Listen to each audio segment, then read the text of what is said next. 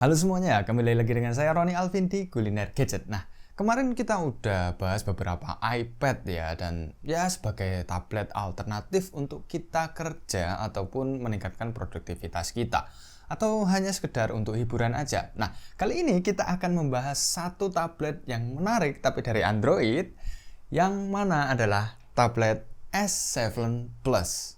Ya, Tab S7 Plus. Tablet dari Samsung yang punya fitur paling lengkap terakhir di serinya. Ya, tablet-tablet sekarang nggak ada loh yang selengkap ini.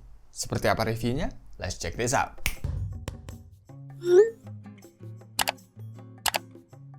Ya, tablet ini kita dapat di harga pasaran kisaran 6 jutaan ya. Dan dengan harga segitu kita udah dapat spesifikasi tablet dengan layar Super AMOLED 12,4 inch, 13 megapiksel kamera, RAM 8GB dan internal 256GB. Baterainya jumbo di 10.000 mAh yang udah fast charging 2.0 45 watt dan sudah ditenagai dengan chipset Snapdragon 865 5G Plus. Di sini belum tentu 5G ya. FYI aja buat kalian yang nggak tahu ya, mungkin di Indonesia untuk varian Tab S7 itu yang bener-bener dinyatakan bisa 5G saat launching itu hanya Tab S7 FE ya, yang versi murahnya, yang chipsetnya itu kalau nggak salah Snapdragon 750 5G. Sedangkan untuk Samsung Tab S7 base model dan Tab S7 Plus itu dia masih di 4G LTE ya, karena di saat ini launching ya di Indonesia itu belum ada kejelasan mengenai jaringan 5G di Indonesia. Jadi bener-bener awal ya, tapi setidaknya untuk secara chipset itu memang ada modemnya, cuman ya diaktifin atau enggaknya itu urusan lain lagi. Jadi ya kurang lebih seperti itulah. Dan menurut saya untuk Tab S7 Plus ini punya keunikan tersendiri ya untuk rentang harganya, yang mana sekarang itu gencar banget tablet-tablet Android ataupun iOS itu jaringannya cuman WiFi only, pelit banget lah, dan kebanyakan dari mereka itu masih nggak bisa di extend internalnya, alias nggak bisa pasang micro SD dan lain sebagainya. Hal ini menurut saya sangat merugikan ya. Ya benar, mungkin secara cost ataupun harganya itu bisa dipotong atau jadi lebih terjangkau lah ya, kan tetapi ya pilihan di market jadi agak susah, dan otomatis harga yang punya fitur seluler itu akan jauh lebih tinggi dan lebih awet juga untuk harga bekasnya. Jadi ya itu poin satu-satunya yang bikin unggul banget Tab S7 Plus ini di rentang harganya. Apalagi di paket penjualan itu dia udah komplit S Pen ya, jadi nggak ada PR sama sekali. Beda sama tablet-tablet kekinian ataupun iPad iOS yang pelit banget ngasih komplitan alias bundling yang murah. Ya kalian bayangin aja, beli pensil aja udah 2 juta sendiri, udah bisa dapet tablet Android yang entry level. Ya seperti itu sih. Nah, setiap tablet S seriesnya Samsung itu selalu dapat S Pen dan udah nggak perlu dipikirin lagi lah ya untuk kualitasnya, pasti udah enak banget. Untuk yang mungkin udah pernah nyobain Tab S-nya Samsung itu S Pen-nya emang istimewa sih, dan cocok banget buat kalian yang suka gambar-gambar ataupun desain grafis menggunakan tablet dan pen di sini. Apalagi di Samsung itu juga ada ekosistemnya Pen Up ya, aplikasi Pen Up ya, sekaligus sosial media juga buat kalian berekspresi dengan karya-karya kalian, entah itu mewarnai, melukis, menggambar ataupun desain-desain lainnya. Ya kalian bisa ulik-ulik sendiri lah untuk itu. Kalau dari kualitas layarnya di sini udah nggak usah dipertanyakan lagi lah ya. Di sini udah Super AMOLED, warnanya gonjreng, udah 120 Hz juga untuk refresh rate-nya. Jadi ya kelihatan smooth dan mulus. Untuk kualitas warnanya juga nggak usah ditanyain lah ya. Untuk Samsung ini udah pasti oke gitu loh. Udah pasti vivid gonjreng. Apalagi di sini tuh ada penyesuaiannya ya, alias ada mode-modenya, ada mode alami, ada mode vivid. Sebenarnya sih secara warna putih ya, gue lebih suka warna alami karena dia itu warna putihnya itu lebih natural aja gitu, lebih sedikit condong ke warm, mirip-mirip sama layarnya iPhone lah ataupun iPad gitu.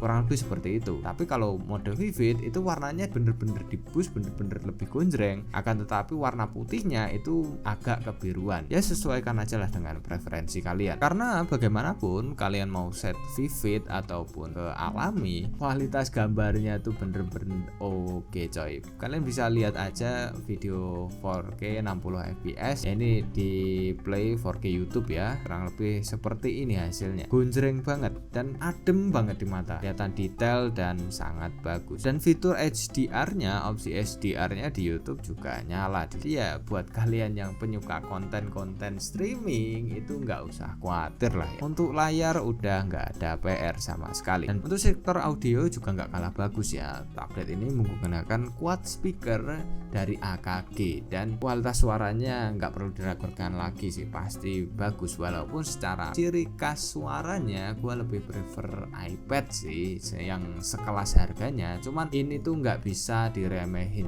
kualitasnya, kurang lebih seperti ini. Summer Vibes by Mike Lee.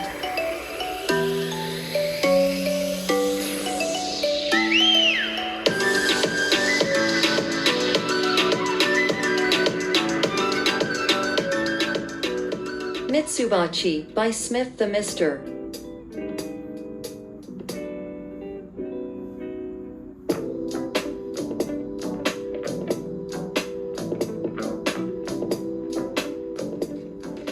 Overthinking Instrumental by Ryujin.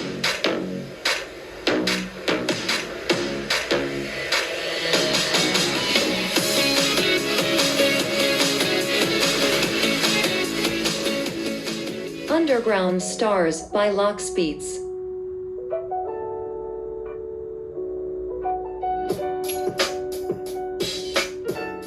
Dan selanjutnya pastinya kita tes untuk gaming. Ya, Mobile Legends di sini semua settingan rata kanan ya, dan grafik ultra, FPS super udah aktif, dan Snapdragon 865 terbukti di sini masih sangat-sangat mumpuni ya buat game ini. Nggak ada kendala sama sekali, bener-bener lancar, mulus banget. Apalagi didukung dengan refresh rate layarnya yang di 120Hz. Jadi ya kelihatan mulus.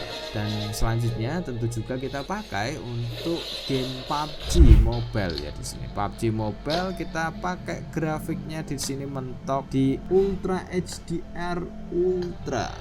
Ya mentok di situ ya.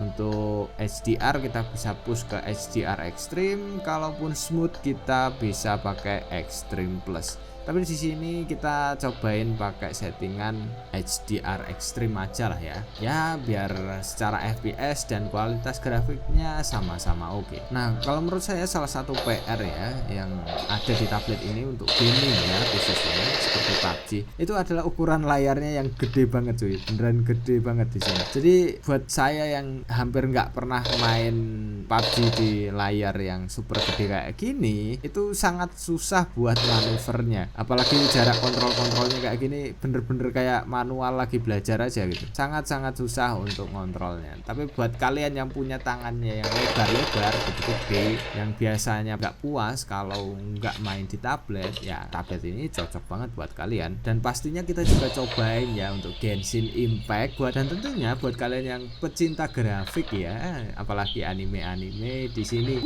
Gambarnya itu kelihatan bening cuy, nggak usah khawatir. Kita pakai di Genshin Impact, kalian bisa lihat sendiri lah. Kualitas grafiknya jernih, dan di sini untuk pilihan grafiknya kita setting ke highest ya. Ya emang udah sebenarnya terlalu berat sih highest 60 fps di sini. Dari parameternya aja udah merah merona. Tapi ya coba aja kita paksain lah ya. Well, secara gameplay di sini kelihatan masih lancar-lancar aja ya.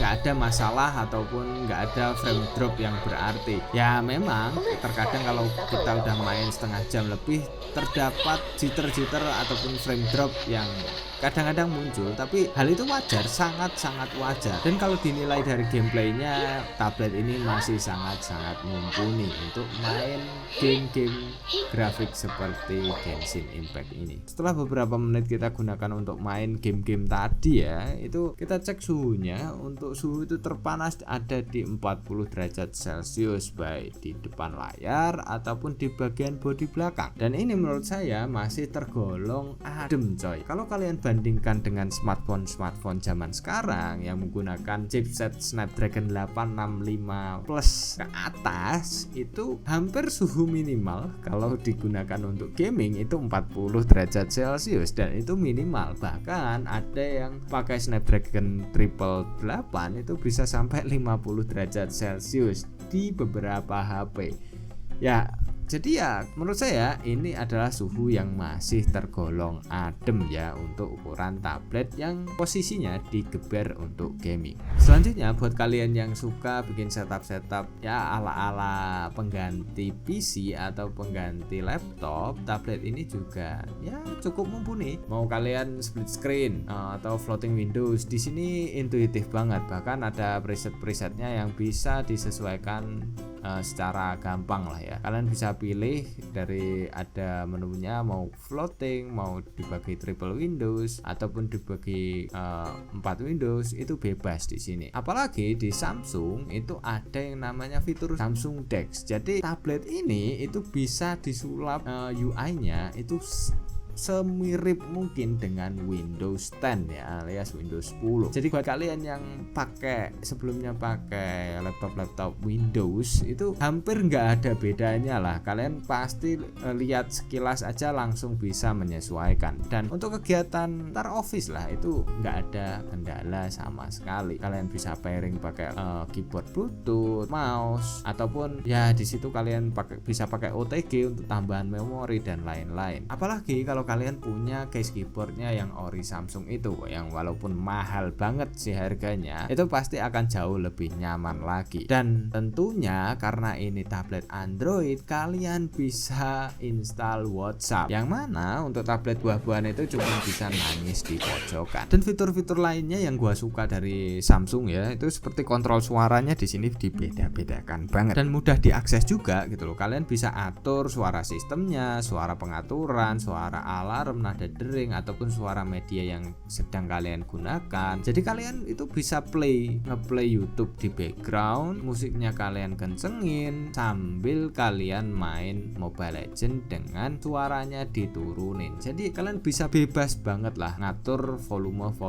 keluaran dari tablet kalian secara individu. Yang mirip-mirip audio mixer yang ada di Windows. Kalau tablet buah-buahan kan mana bisa. Apalagi fitur satu ini nih, ya memory extension alias bisa dipasangi SD card dan ada SIM cardnya juga. Jadi kalian nggak usah khawatir kalau penyimpanan kalian kurang, tinggal colok aja SD card. Ada fingerprint in display lagi, yang sensornya itu sensor optical. Ya walaupun nggak ngebut amat dan sering miss kadang karena ini masih generasi awal ya saat itu untuk fingerprint in display khususnya bagi Samsung, tapi setidaknya udah oke banget punya fingerprint in display. Untuk versi Androidnya juga udah kekinian ya. Versi Androidnya sekarang berada di versi Android 13. Untuk One UI-nya mungkin yang agak ketinggalan, masih di 5.1. Ya, ini adalah perekaman menggunakan kamera depan dari Samsung Tab S7 Plus. Kurang lebih hasilnya seperti inilah. Untuk suaranya kalian bisa nilai sendiri, apakah suara saya menggema atau suara saya terdengar dengan jelas atau banyak gangguan-gangguan di background. Ya lingkungan saya memang agak sedikit berisik sih, cuman kalian bisa nilai sendiri lah ya. Dan untuk gambar di sini, nah mungkin ini agak kebantu dari layarnya yang oke ya, tapi nggak tahu lah. Kalau saya lihat langsung sekarang ya saat merekam ini secara langsung, itu gambarnya cukup oke loh. Ini walaupun nggak tahu ya, ini mungkin 30 fps di resolusi kayaknya sih bukan 4K ya, 1080p 30 fps menurut saya, karena nggak ada settingannya sih di UI kameranya, tapi kualitasnya cukup oke, cukup rapi, dan dengan lighting satu aja udah minim banget noise ya. Di sini jernih, semuanya jernih, terbantu dan rapi. Untuk eye contact sekarang dia itu cukup bagus ya, ini eye contactnya cukup bagus, cukup dipikirkan. Karena ya positioning kameranya juga posisi landscape, jadi untuk video conference posisi landscape seperti ini sangat cocok. Udah nggak ada PR lah, tinggal plug and play aja. Dan untuk eye contact-nya ini saat saya melihat ke tengah layar itu kurang lebih eye contact-nya seperti ini. Dan kalau saya melihat langsung ke kamera mungkin akan jauh lebih bagus ya, kurang lebih seperti ini. Nah, gimana menurut kalian? Udah cocok belum kalau untuk kalian presentasi ataupun video conference menggunakan tablet ini? Ya, kalian bisa nilai sendirilah. Dan untuk kamera belakang di sini kalian bisa lihat ya, kalau kita goyang-goyang tabletnya seperti ini itu gambarnya seperti efek-efek air gitu ya, goncangannya itu agak distort kemana-mana. Akan tetapi itu hanya di preview aja. Sedangkan kalau di hasil videonya ternyata itu stabil banget cuy. Lihat goncangan-goncangan yang parah kayak tadi itu hampir hilang atau ya cuman goyang-goyang dikit aja. Ya kalian bisa lihat sendirilah, kita buat jalan-jalan, kita arahkan ke langit, ke kondisi backlight itu masih oke banget, dan hasil foto-fotonya juga bagus gitu loh. Walaupun mungkin secara sekilas kalian lihat hasil foto-fotonya itu terkesan soft dan terkesan kayak kurang sharpening ataupun kurang fokus banget lah gitu sih. Yang menurut saya itu adalah processing dari tabletnya aja sih, karena sebenarnya foto yang dihasilkan tuh bener-bener detail banget. Lihat nih, kalian zoom aja kayak gini, itu bentuk dari semutnya itu masih kelihatan jelas banget, bahkan detail-detail kecil dari kulit buah dan ya kutu-kutu buahnya itu kelihatan jelas gitu loh. Padahal itu fotonya aslinya kecil seperti ini. Dan lanjut untuk kamera depan juga nggak kalah bagus coy. Ini kamera tablet loh, tapi bisa stabil banget seperti halnya kamera yang ada di smartphone. Dan untuk menghandle kondisi-kondisi backlight seperti ini itu cukup oke ya. Dan hasil fotonya juga nggak bisa diremehin, semuanya sih bagus. Walaupun khusus untuk foto manusia ya, di situ entah kenapa hasil potretnya itu kayak beautify. Walaupun fitur beautify-nya kita matiin ya, di situ entah kenapa kulit saya jadi kelihatan mulus banget, yang padahal aslinya ya nggak gitu-gitu amat sih. Dan terkesan aneh jadinya kalau di beberapa situasi tertentu. Ya kalian bisa lihat sendiri lah hasilnya seperti ini.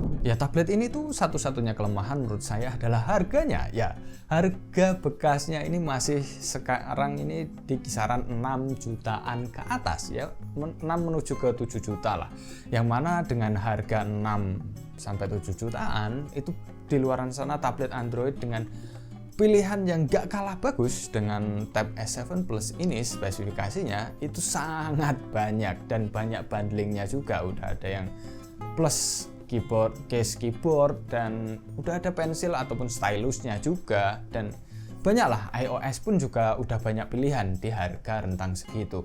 Dan kalaupun memang kalian nggak pengen yang terlalu tua, itu kalian juga bisa cari loh Tab S seri 8 yang walaupun memang secara kelengkapan fitur itu masih di bawahnya Tab S7 Plus. Tapi kalau dipikir-pikir lagi itu yang jadi pembanding terberat adalah tablet dengan kondisi baru dan bergaransi resmi. Ya, kalian dengan harga itu udah bebas milih loh. Dan untuk kalau dilihat dari segi performa mungkin nggak akan atau bahkan jauh lebih bagus device yang baru dan bergaransi resmi di luaran sana kalau dibandingkan dengan tablet ini. Jadi mungkin itu sih pertimbangan terberat untuk kalian kalau kalian memang sudah cocok atau sudah ngincar Tab S7 Plus. So menurut kalian gimana? Tulis di kolom komentar ya, and see you on the next video.